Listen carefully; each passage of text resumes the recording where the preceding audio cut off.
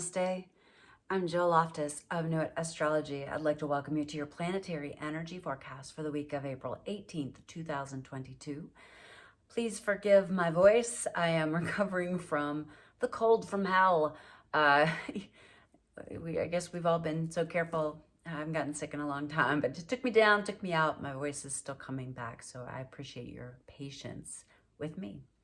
So we start this week off with a very powerful Monday. We're going to have, on the 18th, we have Mercury coming to touch Uranus. And so this is in the sign of Taurus. So Mercury-Uranus can be insights, synchronicities, insights, downloads, fabulous, right? Also a little erratic. It can trigger the nervous system. So you're gonna have to be careful to do the high vibe Tauran things by being grounded. You might be thinking a lot about resources, money, things like that are gonna be coming up. At the same time that this is happening though, we have the sun in a square to Pluto. Now the sun is in the late degrees of Aries. Pluto is in the late degrees of Capricorn, right? We're at 28. Pluto's getting ready to station retrograde at the end of the month, so moving very slowly. These are difficult degrees, the very end degrees of a sign. There's just a push to completion, a push to get things accomplished. So this square from the sun in independent, fiery Aries to Capricorn, the power structures. It's a concerning day for power struggles. It's a concerning day for potential violence. Underworld characters, things like that. So be cautious, be aware of your surroundings. Let that Mercury-Uranus like light you up and be like, whoa, I should do this and not that. I should pay attention to this. And, you know, even though I feel I'm being drawn to do this thing, it doesn't make any sense, but it's the right thing to do in the moment. I know for me lately, there's been a lot of synchronicities, but they haven't been direct. It's been, I am led to one thing and then that thing leads me to the next thing. My boyfriend and I have this kind of joke. We are like, oh, it's the thing that leads to the thing. It's the thing that leads to the thing. And so even if you have these urges on Monday there, or, you know, Sunday, Monday, Tuesday, that you might not understand, you should pay attention to them and honor and respect your intuition. Now, another thing to pay attention to for this week is like, kind of like get your shit together week, last chance, you know, at the OK Corral kind of thing. If you have the urge to get anything, supplies, maybe I need to renew my prescription. Maybe, you know, I've been meaning to get or order this or that. You know, maybe I should stock up on this or that. Obey those urges. Take care of those things. This is a week to get stuff like that done. When we get to next week and we get into eclipse season, we get into Mercury retrograding in the sign of Gemini. There's going to be a lot. May is a lot. Okay, April's been a lot. We're only halfway through and it's a lot, right? But you're going to have a lot more chance to get these things solidified, dealt with this week. So if you're one of those procrastinators, and I feel you, sister, I feel you, brother, I can be that way. But this is a week to like make your list, check it twice, get it done. Okay. Again, any of those urges, even if it's a strange urge, it could be the thing that leads to the thing. All right. Then we get to Tuesday. Happy solar return to my fellow Taurans. We are entering Taurus season, which of course is a wonderful season, but it is a little less stable than us bulls prefer because of the presence of Uranus here and also the North Node with the South Node across the sky. Now keep in mind, I know you're tired of me here talking about this, but the nodes of the moon are still in a square to Saturn, all right? So there is a conflict from the Taurus area to the Aquarius area, from the Scorpio area to the Aquarius area. And we are beginning to lose the beneficial flow of the Neptune blessings, okay? Neptune and Jupiter are starting to move out of that trine and sextile. So what we are left with is Saturn, all right? So notice where you need to reinforce those areas of your life, all right? Saturn shakes the foundations. Anything that's loose, anything that's jiggly or wiggly, it's gonna fall off and you're gonna have to not just slap it on there and keep rolling. You've gotta stop and fix it. So look at those areas of your life. In a larger context, again, Taurus rules money, financial systems, banking, the earth herself, food, resources, you know, it's Venus ruled. So it has to do with love and beauty and the love of beauty. Scorpio rules things that are hidden. It rules our connection to God. It rules our interactions with other people that operate at the deepest depths, whether we're weaving together finances with other people, our bodies with other people, our spirits with other people. All right. It could be, there could be a lot of energy directed those areas of your life. So pay attention to what is going on. All right. Now, then we get to Wednesday. Wednesday, we got the moon. The moon is gonna be in Sagittarius, and it's just gonna clash with everything in Pisces. And remember, we have a huge party in Pisces right now. We've got, I took some notes on these, darling, for the blog here. Let's see, what do we've got? Venus, Neptune, Jupiter. All right, all in Pisces. So, when you encounter some issues on Wednesday, this is a time that you will be kind of wanting to walk away from things. You'll be like frustrated. It's not going to necessarily be clear the way to go forward, but take your time and untangle things, okay? Take your time and kind of immerse into the problems and see from the deeper inside angles of how to solve the problem instead of being too fiery, too, screw it. It's going to be really important that we access the beneficial flow of Pisces. All right.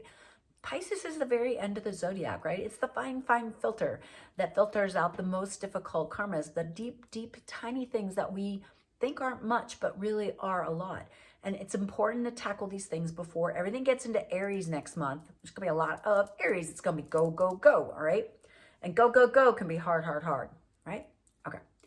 All right, so Thursday and Friday, the 21st and 22nd, I'm calling these good astrology days, and it's actually hilarious. One of my my boyfriend's friends was like, well, when's the good astrology? Which I'm going to do a video on that, so I'd love to know your thoughts on that. But these are good astrology days. Why? So the moon is flowing with everything. The moon is going to flow beautifully with the sun, Mars, Uranus, Venus, Mercury, Neptune, Jupiter, and then it's going to hit Pluto. So when the moon hits Pluto, it's going to be like, oh, did I make the right decisions? Did I kind of flow in the right direction? So I'm really looking at those as high quality days to tackle that to-do list. As long as you've been tending to that Capricorn area of your chart. And if there's something in there that you've not restructured or something in the broader world that still needs to be fixed, it's going to come on up. It's going to be right up in our faces. All right. So that's Thursday and Friday. We'll pretty much flow through the weekend. Mercury is going to touch the nodes, which is going to activate the square to Saturn. So watch that you're not experiencing any negative, kind of like heavy mindset over the weekend. And then when we get to Sunday, the 24th, the big thing to talk about is that we get that exact square from the Mercury to the Saturn. All right, so Mercury square Saturn, it's just, can bring a little melancholy, depression, a little overwhelm. Oh, it's too much. Oh, the world's too much. Just watch that, work with it. It's in Aries, so, Mercury in Aries has a lot of opinions. And so if you've noticed yourself a little more fired up lately, that a lot of it is that. It's the Mercury in Aries. But butting up against the Saturn in Aquarius, it's kind of like, okay, you have these high-minded ideals. You can't run off by yourself. You've got to work together. We've got to have the collective energies to work together. And so allow that, kind of things that mentally might not be working. It's really important that you sit down again and try to untangle the problems, but also watch what you're feeding your mind over the weekend. And so high vibrational things, if you find yourself doom scrolling, too much news, too much YouTube, too much whatever, put on some mantra, put on some uplifting music that you love and dance, enjoy yourself. So, that's just something to really pay attention to. I would really watch any kind of argumentative type of vibes you could as well. And it is going to have a little help. Mercury is also going to be sending a sextile beam, a lovely beam of energy to Neptune at that moment. So let that little bit, there's aid there. There's help there to that kind of difficult energy. If you have some mental work to do on Sunday, it's a good day to tackle that. I think a Saturn square kind of just really can help you just put a little bit of a reality check again, but a little structure around it, make you a little more serious about it. All right.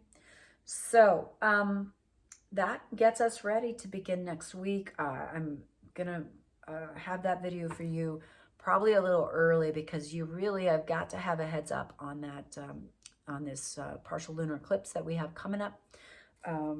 Sorry, it's a solar eclipse. The first one's a solar eclipse. Solar eclipse are new moon, lunar eclipse are full moons. This is a solar eclipse. We're gonna have 2 new moons this month, but this one's not really a manifestation moon, okay? Coming up on the 30th. This is more hang on to your hat, as they say.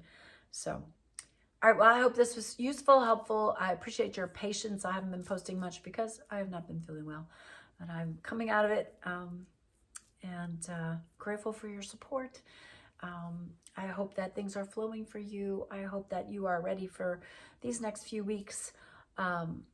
Do your practices, meditate, pray. You know, it can feel like things are really falling apart. Horrible things are happening. And you know what? I'm sorry, but human beings, horrible things are always happening. But sometimes it seems a little bit harder. There is evil. Evil exists in the world. All right? And so it's our job to amplify the light, to improve our own lives, and to focus on positive, focus on what we want to create, and look for the silver linings. You know, what if, I keep thinking this every time I'm concerned, particularly about war, and how that might escalate. Not that it's not terrible enough as it is, but I think, what if it's unfolding perfectly? What if it takes this to wean Russia from, wean Europe from Russian oil, right? What if that's what it takes to keep the environment from being destroyed? We have to do this, we have to experience this in order to let go of that. What if we have to go through this coming lack of food on the planet? What if we have to do that to stop wasting food, to stop feeding so much of what we grow to animals so that we can eat animals to excess? And I'm not saying people shouldn't eat animals, but animals should be well treated, and they shouldn't be the centerpiece of the diet, okay? Plants should be the centerpiece of the diet. You know, what if these are the events that they're the thing that leads to the thing, right? So, if you've listened all the way through to my little, I guess I was thinking about filming that as an astro rant, but here we are. It's a little PS astro rant for those of you that listen to me along. And yeah, my brain is a little bit malfunctioning with this cold, so I'll stop rambling. I appreciate your support so deeply. I appreciate that you trust me and that you watch these. Please like, please subscribe, please comment below. It helps the channel to grow. I will plug the membership that I have on my website. I have a journaling membership, which is, you know, great for learning more about how these aspects influence you through journaling questions. I have a video membership. I'm still working on getting all the videos up for that. I don't want to sell that to you until I have a nice big library on there to start with, but I'm excited. I'm putting up my practical magic course. I'm gonna have some astrology things on there, yoga as well, and then my limited number of monthly astrology memberships.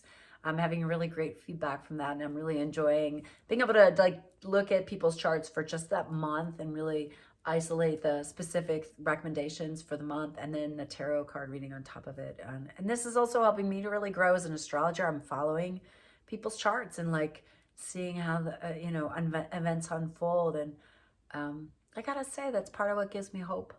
It gives me hope for the future, because I see how we're all growing and changing, at least those of us who are willing to do the work. All right. Namaste, my friends. I wish you deep, deep blessings. Mwah. I'll see you next time. Bye.